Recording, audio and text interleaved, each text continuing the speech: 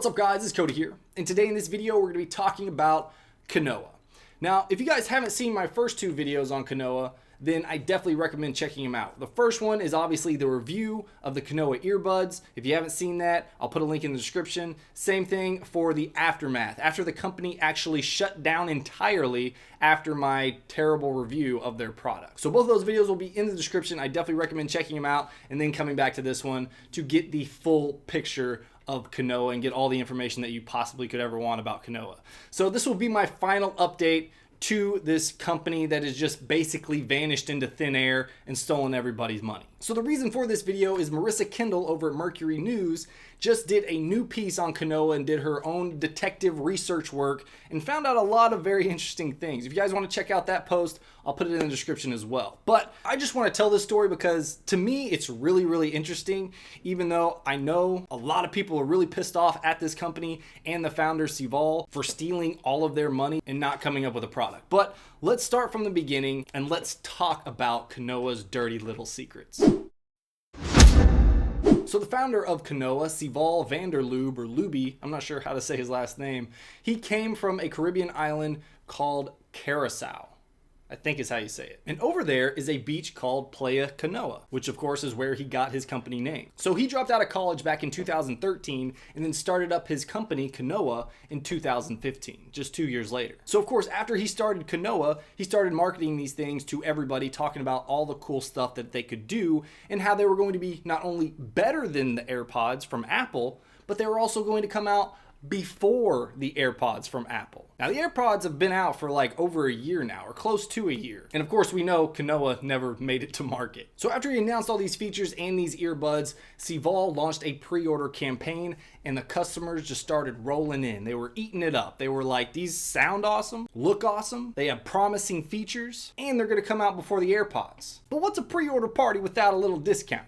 So Sival was nice enough to, cut the price in half, 50% off if you order these right now. $300 retail price, we're gonna cut it down to $150 if you buy them right now. $150, that sounds like a great deal. People were out there, they're like, hey, maybe I'll get 2 pair, that's 2 for 1, and these earbuds are gonna be awesome. And all these customers were all about that early bird special at 50% off. Now notice that I'm calling everybody customers, and I'm saying they purchased. That's because there was no Kickstarter.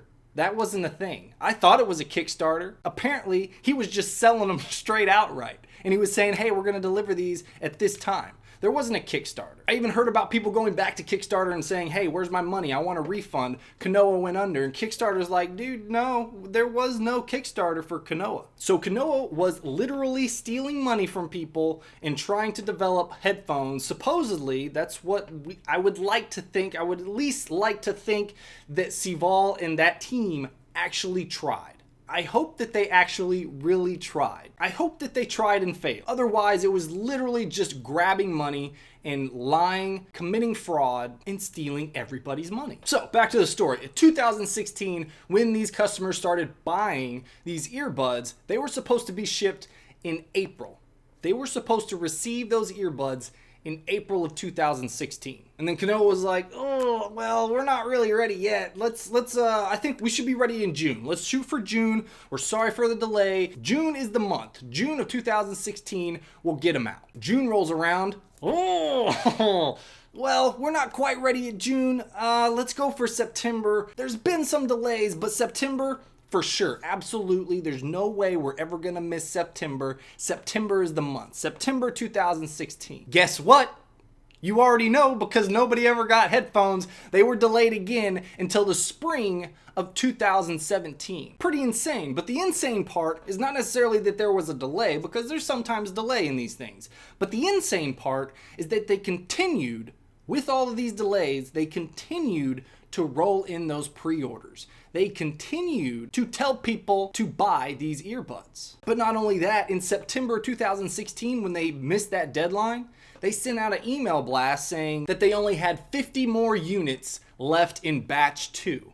And then they were gonna start shipping them. And then they said, if you really want these earbuds, you better get them now, because we're gonna bump the price up to $199 really soon. So if you want that $49 discount, today's the day, guys. It's just insanely shady. They just continue and continue to miss deadlines. Not only that, but then they start to tell people that, hey, we only have 50 more units. We're going to be shipping these out soon. But if you want to get your headphones right now, then you're going to save 50 bucks. They were literally just trying to grab cash as quickly as possible while completely lying to customers from day one. Now, their last blog post was August 10th, and they said that they were shipping units. They were finally shipping units, and the feeling was, quote unquote, truly indescribable. Truly indescribable. They weren't even shipping units. They weren't shipping units. There was only 2 people that ever got headphones, and I was one of them. No customers got headphones, yet they were saying they were shipping them back in August. So what they were trying to do, I guarantee you,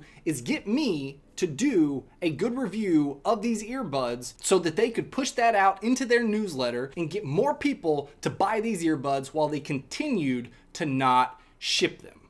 I guarantee you that's what they were trying to do, just like they had done before. Now here's the sketchy part. There's a company called Flex. They're the manufacturer for KANOA. And it gets crazier after this, but let's just talk about this first. Flex, the manufacturer, said they had no intention to make even close to the amount of pre-ordered earbuds. Sival did a deal with Flex back in June saying that he wanted less than 25 units. Less than 25 units in a quote unquote non-production environment. That's it. Less than 25 units. That's insane. Absolutely insane. 25 non-production environment units, which I ended up getting apparently because those things were definitely not for production. And the thing is, you start to think about, well, okay, how much do they actually sell? Well, Marissa got in touch with the person that Sival had talked to about his business plans, and guess how many he told this guy he sold? He said there were 50,000 pre-orders. 50,000 pre-orders. Are you kidding? 50,000 pre-orders, and the absolute minimum that they sold these things at was $150. That's the minimum.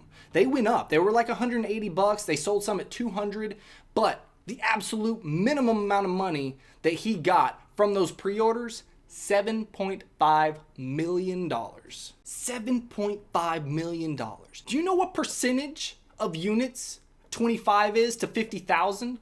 I didn't either, so I did the math, and it's 0.05%. It's not even 1%. It's not 0.5%. It's 10% of 0.5%. That's insane. $7.5 million, and he ordered less than 25, and supposedly it was costing him $50 per unit. You don't have to be really good at math to show that there's a lot of money missing here. Now, there was also talks about KANOA trying to raise money with outside investors, but after my video went live, that apparently fell through. It was kind of the final nail in the coffin, so to speak. But not only that, something else that shows fraud, lying, and terrible business practices. I mean, literally against the law type stuff. I don't understand why he's not arrested, but he also told everybody back in June that he passed the FCC with flying colors. Literally flying colors. And guess what, guys? This is the case right here. You do not see an FCC ID number on there. It's completely blank. You don't see an HVIN number, and you don't see a serial number. All of it is completely blank. And on the FCC website, there is absolutely no record of application from KANOA or Sival for these earbuds, which means he didn't do it.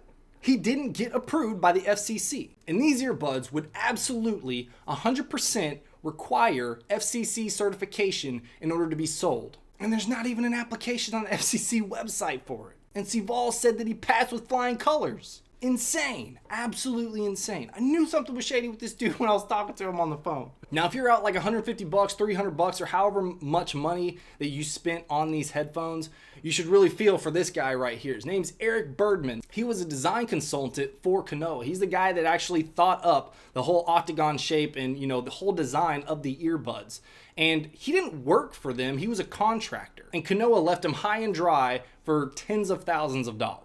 So we know none of that $7.5 million went to Eric Birdman that actually did work on the headphones. So where did all that money go? It's hard to say. He worked with Sival and the KANOA team for over 2 years, and he never got to test a functioning product. Well, we all know why he wasn't able to test a functioning product, and that's because there wasn't a functioning product to test. And in 2013, Bergman started to question Seval and KANOA, their business practices, their ethics. And by the end of 2016, Seval and everybody else on the KANOA team stopped responding to his calls, stopped responding to his emails, just basically shut him out completely and didn't pay him his money whatsoever. Now that's almost expected at this point of what KANOA and Seval is going to do. But the thing that's crazy, absolutely insane, is that not only did Bergman get screwed over and not get paid, it's that KANOA announced him, Eric Bergman, as one of their management ranks in one of their emails that they sent out last year. The email apparently listed 10 people in these management rank positions,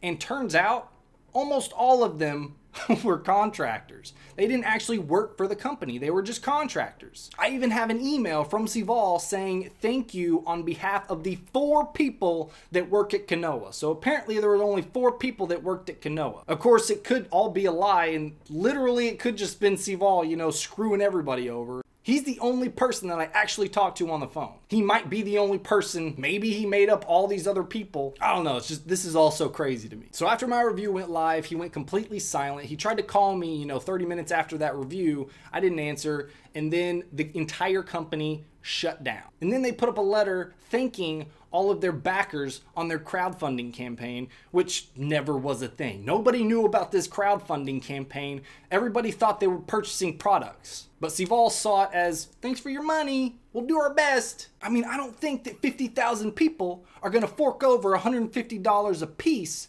to some no-name company, to some no-name dude, in just hopes that they're going to actually get a product at some point maybe in their lifetime. I don't think that many people are gonna do that. And the fact that everybody said that it wasn't a crowdfunding campaign and they were actually selling them on their website, it's not really hard to decipher what was going on here. So of course, after he did this stunt, put up his little letter thanking everybody, almost all websites like the KANOA subreddit, KANOA Facebook, the Twitter account, even his social media accounts were either deleted or abandoned. And apparently a couple of weeks ago, his landlord got an email saying that he was moving out. This dude is peacing out. He is not sticking around. Probably going back to Curacao or whatever, however you say that. And there's an auto repair shop that was right next to the KANOA office, which somebody visited. And of course, all the curtains were drawn shut. Nobody answered the door. But the guy at the auto repair shop saw Seval a couple of weeks ago, and he told the guy, quote unquote, I'm getting out tonight. So he probably went back to his island and is possibly not going to suffer any repercussions whatsoever, other than a completely tarnished reputation if he ever wants to try to start a new company. I think it's absolutely insane that he's not legally responsible for all of the stuff that he did. All the shady business practices, all the lying, all the pre-order / purchase BS. I mean, how can you do that and get away with it? It's absolutely insane. So that's pretty much the story, and really I think the main takeaway here is don't pre-order stuff from a company that you don't know anything about. It doesn't matter how cool the product is.